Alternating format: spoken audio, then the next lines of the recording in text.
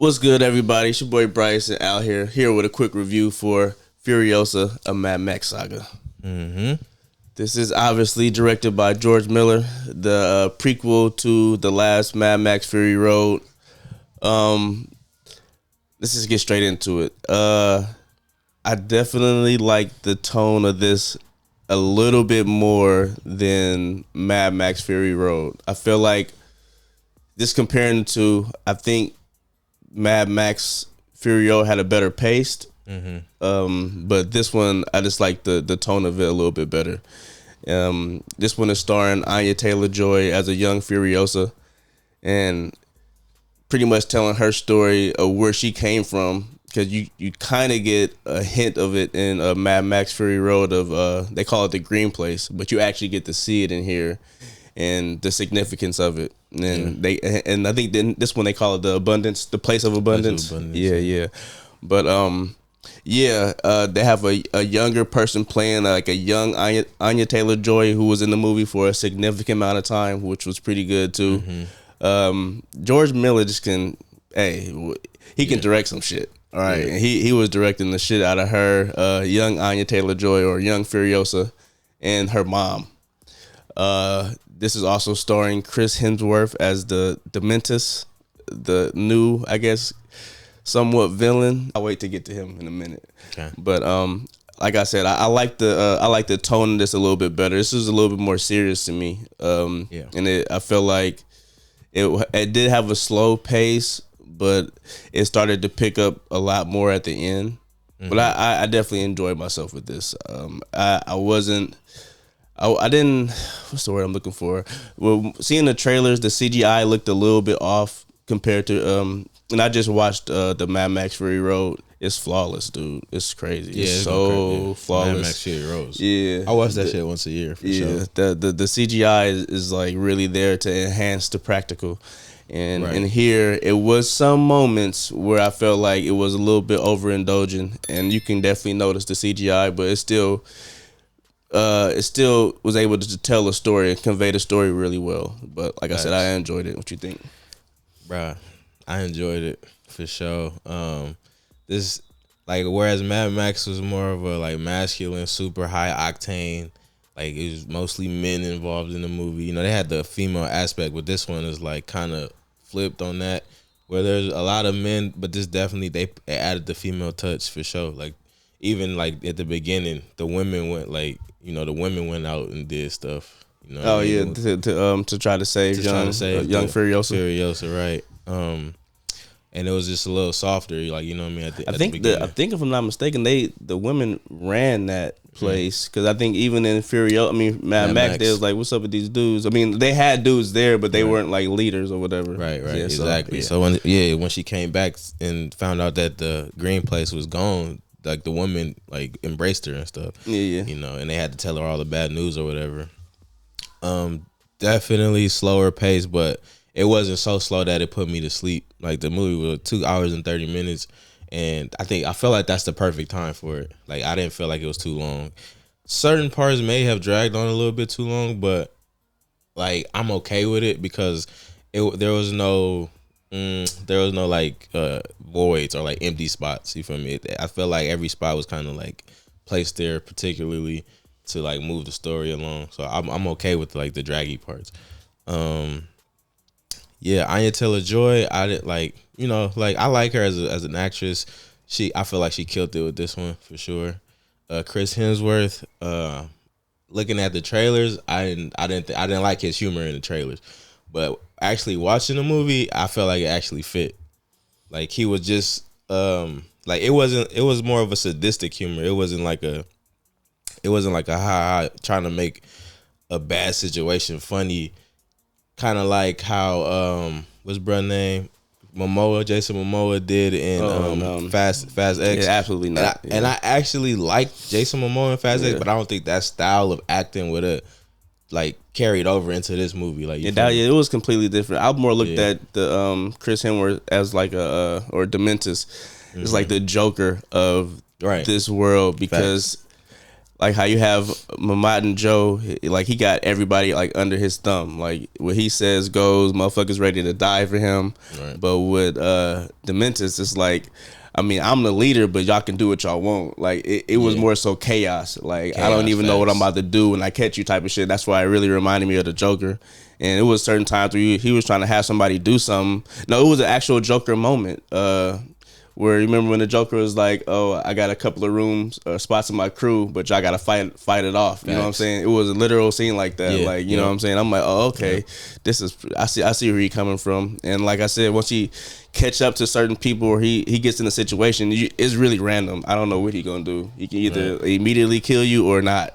So it was a little bit scary as that aspect. And I like that it was different from Ahmad and Joe, but he was still like the same type of like apocalyptic ruler.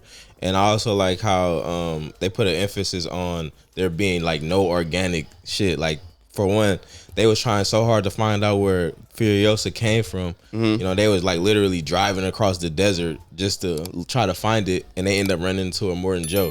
Yeah, like, you know what I mean. So like I like that part, and I also like the detail of his, like, he had a chariot because he wanted to be a ruler, but they was drugged by motorcycles. Yeah, that was clean. The chariot was clean. Yeah.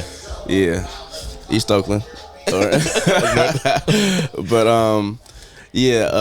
I think that as like all the technology that they use, it was able to easily transfer over from like Mad Max to like, okay, I see where that might have came from. You know what I'm saying? Because it obviously evolved because this is a prequel. Right. But I love all that, bro. Right. You still got the flares.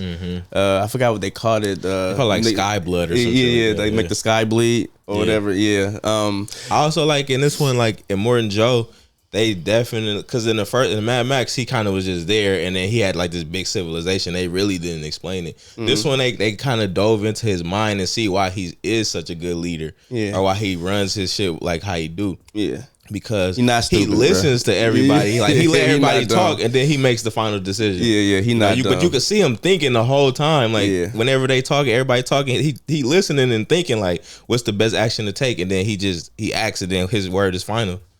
And this, I wanted to point out before I forget, he has 3 sons. You see 2 of them in Furiosa and 2 of them in here, but one of the sons is not in Mad Max. Like the midget one? No, the midget one is in Mad Max. Oh no, my bad. It's another one in here, but you don't see what happens to him, and I thought that was interesting. So it's like you almost got. I don't think that's a spoiler. Like you see him, but you don't understand what happens between this time and between what happens in Mad Max, because he's not there. Just the big Rictus and the midget one.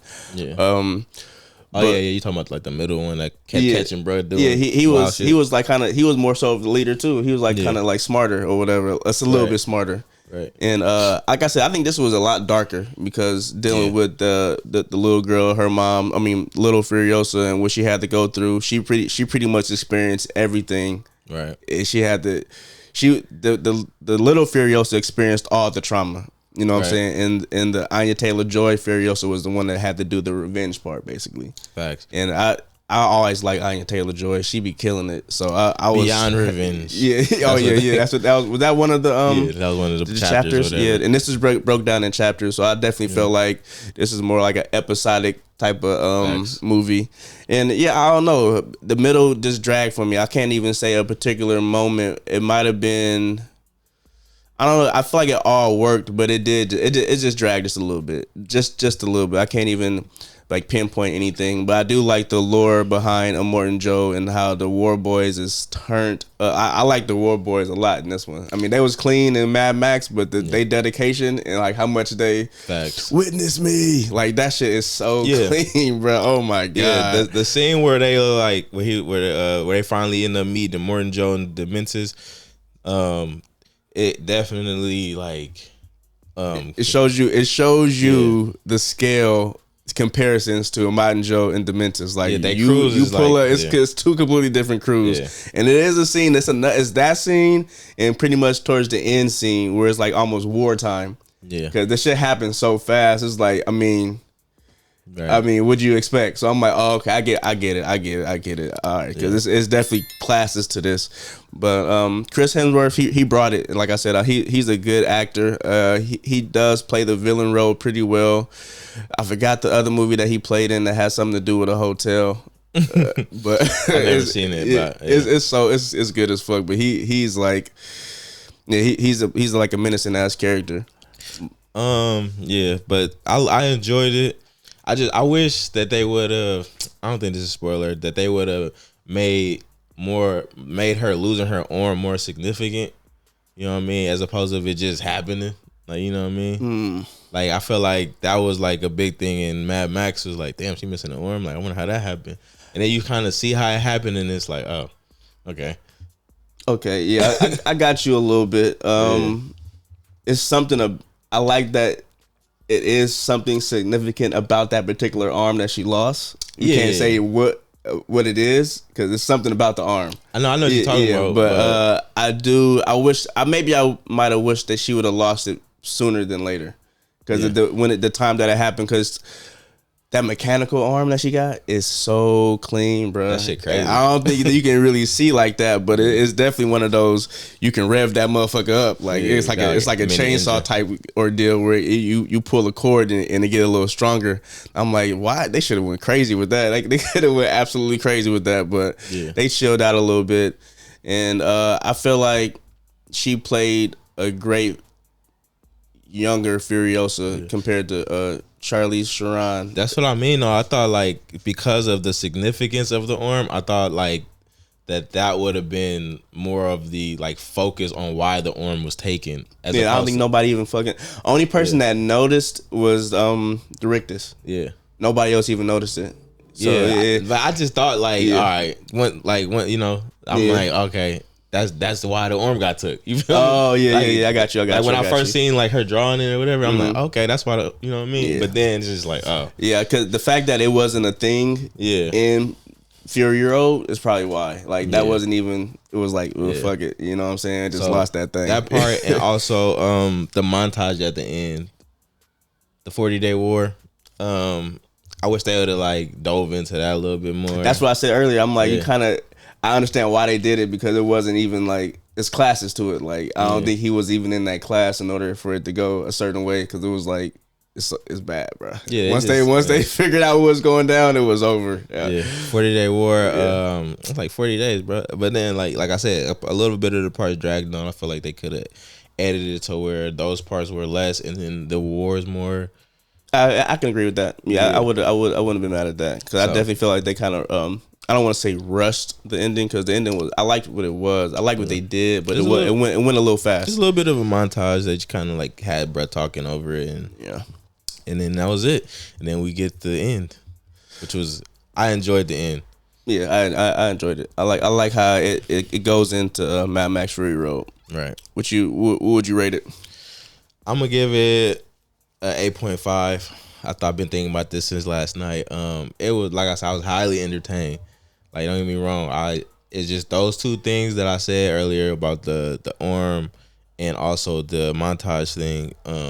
Just those lowered the scores for me from it being like higher.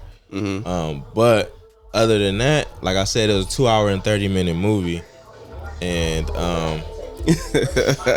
they slapping, they driving past, but yeah, 2 hour and 30-minute movie, and like I didn't really feel that. All right, I'm gonna go ahead and give it. I'm right there with you. I'm gonna go to the real deal. I'm gonna give it an 8. I just like I said, it was a little slow for me towards the middle, and the end they kind of sped it up, and it worked. It kind of was like it worked, but then it didn't work. So it's weird to say, but all in all, like George Miller killed it. The visuals are spectacular. The CGI wasn't as good as Mad Max Fury Road, but it was close. Yeah. But like I said, all in all, it was very entertaining, and you saw it in Adobe too. Yeah. So I definitely recommend going to see this in theaters. Facts. And if you can see it in IMAX, see it in IMAX. I think that elevated it for sure. Yeah. Dolby. Oh yeah, because the sound of the V8, whoo, like the lore behind the V8s and the cars and just vehicles in general is all hella clean. Like I like the dialogue and the lore building and the world building here more than I did in Fury Road. Like I said, Fury Road was more so like boom, boom, boom, boom, boom. Like that shit was like a nonstop action ride. Yeah, it was here like you got to sit down and kind of like consume more of the lore. And Fury Road was like a nonstop chase, like one of them high octane ass chase scenes. Yeah. The whole movie was that. Everything was loud and like niggas was always just on the go. Yeah, they had the dude playing the guitar on top of the car with all the speakers. With the flamethrower. Yeah, that shit was clean. And the Chuck Taylors. It was some moments like that, but not. But that wasn't the whole movie. It definitely reminded me of more so of the older Mad Max movies, where it's almost like two stories in one, and it's longer. It seemed a lot longer. Yeah, this one definitely touched on to like how, like, you know, because obviously Mad Max is a male or a man, and Furiosa is a woman, so it definitely touched on how a post-apocalyptic environment would be for a woman in certain instances, especially like a young pretty woman, because she had to deal with some shit. Yeah. To where it was like kind of sketch, but she got out of it obviously because Mad Max is a movie, but still like the feminine aspect of it changed the whole dynamic of the movie for me. You know what I mean? It made it a little softer as opposed to Mad Max just being like straight, like, you know, besides his wife's trying to escape. Even that shit was tough. Cause they had to do some crazy shit, like, you know, they was hanging out of cars and shit, and doing all type of shit. But this one was more so like, you know, he showed his wives, but they wasn't like, you know, wilding. Like, they was just being. That was for the next movie for Fury Road. You can it also showed like his wives, like how they lived, like, you know what I mean, like it showed what they had to go through, the danger that they were actually in. You know, if they didn't produce right, you know what I mean. So. Yeah, it definitely touched on that feminine aspect of apocalyptic times. And if you're a Mad Max fan and you've seen Beyond Thunderdome, let me know if you recognize the Easter egg that connected the two movies. It was something small but significant that connected both movies. Mm-hmm. But we ain't trying to keep you guys too long. Want to do this quick review, get it out there for the weekend for those who are interested in seeing it. But do us a favor, hit that like button. Hit that subscription button if you are new here, and of course that notification bell so you can be up to date when we go live every week and when we drop a movie review every other week, depending on what movie it is. We try and get these blockbusters popping right now. But we appreciate y'all for coming through. Always gonna keep it real with the Real Squad. We out of here. Peace. Peace.